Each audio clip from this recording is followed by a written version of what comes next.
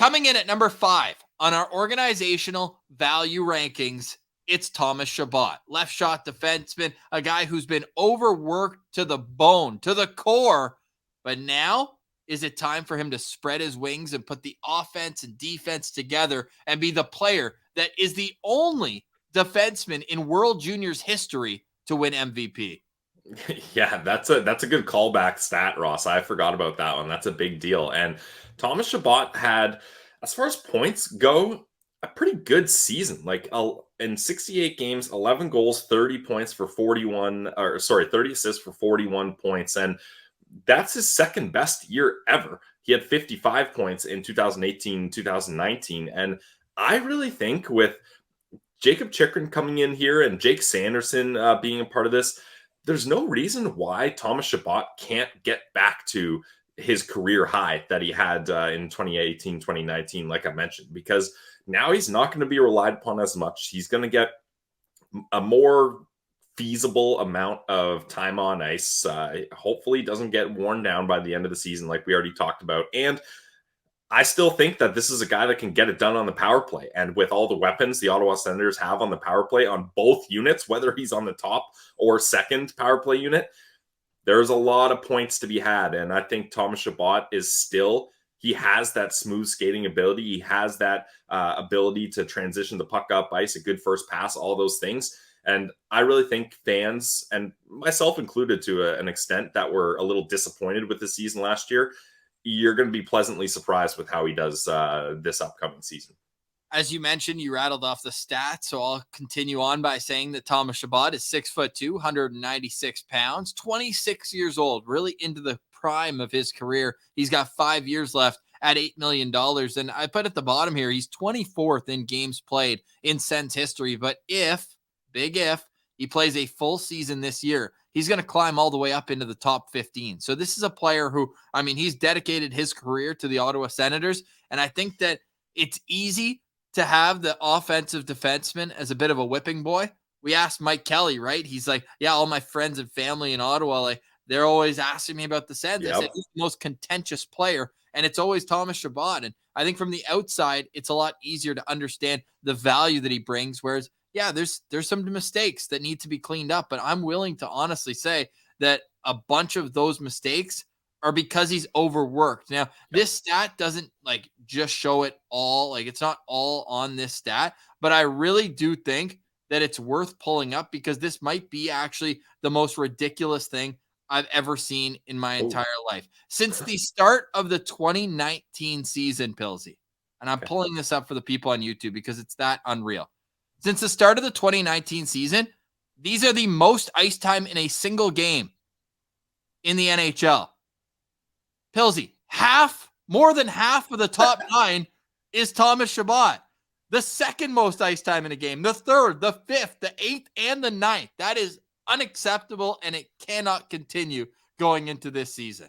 Yeah, and just for people listening, Thomas Chabot's highest time on ice in this time span, Ross has laid out, is 37:50, 35:39, 33:49, and another 33:49. Oh, and I forgot a 34:50 mixed in there too.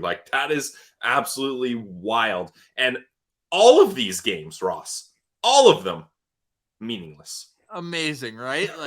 Amazing. It really is. So they've really got to clean that up. I know none of them were in the last couple of years. A lot of them were from that 2019 season, one from the COVID season, but they really need to allow him the opportunity to rest. I'm convinced that that's why he rest is a weapon. I'm convinced that's why he slashed Travis Hamonic across the face by accident because he's so delirious, because he's so exhausted when he's on the ice. He gets off and he's like, he doesn't even know what's going on. He'll never admit it. We asked him when we had him on for episode 500.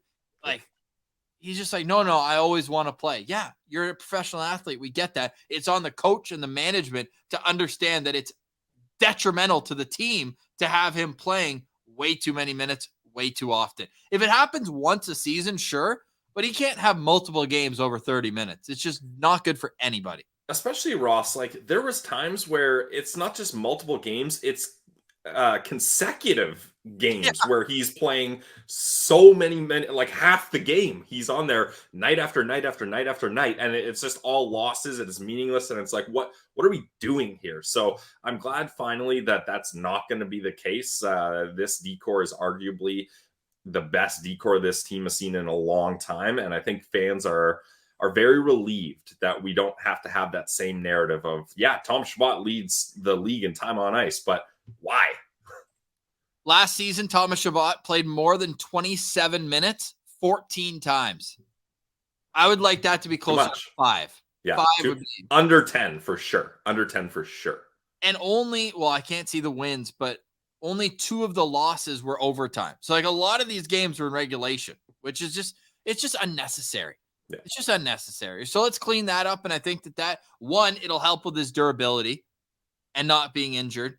And 2, it'll allow him to be able to not be exhausted while he's on the ice and just let him, break the puck out, do what he does best. And that's why I reminded the World Junior stat right off the bat, because this is an elite player. And I think some people are going to be like, you have Thomas Chabot 5. He was underwhelming the last little while. No, he's an elite player in the National Hockey League. And a bit of Wade Redden in terms of how the fans kind of turn on the offensive defenseman a little bit. But I think this is a humongous year. We've already covered it with Jacob Chychrun, the best partner he's had with the Ottawa Senators. Same for Jacob Chychrun, too. This is the best partner Chychrun's ever had. Oh, no disrespect to Shane Goss to spare. Or maybe I'm trying to think of who else he played with in Arizona. I can't. So I'll just go with Thomas Chabot being the best. I think that's a fair play. So what's a successful season to you with Thomas Chabot? So I'm going to go with what I mentioned off the top. I think that he can get back to his career high season. So I'll rattle off those stats: 70 games, 14 goals, 41 assists for 55 points. I think he'll be a little less than that just because there's some other defensemen that are going to take chunks of his time on the power play now. So I'll say 75 games, 10 goals, and I still think he can rack up the assists. So I'll say 40 assists. So 50 points is what I think he can get there. Interesting. And also, by the way, the roster just came out for the prospect tournament. So we'll get to that at the end of today's show as well. But back to Thomas Chabot. For me, a successful season. I want to see him hit the 50-point mark. I think that's a nice play. A career high would be great, which would be 56. But I think 50 points offensively would also show that he's playing enough games to get to 50 points. And I mean, he hasn't been a plus player a single year in his entire career. Say what you want about plus minus. I think it would even be good just for his psyche to be on the ice for more goals than he's on against at even strength. That's where him and Wade Redden are very different. Very, very different. Thomas Chabot is a career minus 73. He got close there in 21-22. It was just -3. But I would really like to see a plus player in Thomas Chabot. Let us know in the comments what you hope to see out of Thomas Chabot. Thomas Chabot, over the course of the organizational value rankings, he was number 1 in 2020. He was number 1 in 2021. Then he moved down to number 3 in 2022. And now here he is at number 5 on our Locked On Senators organizational value rankings.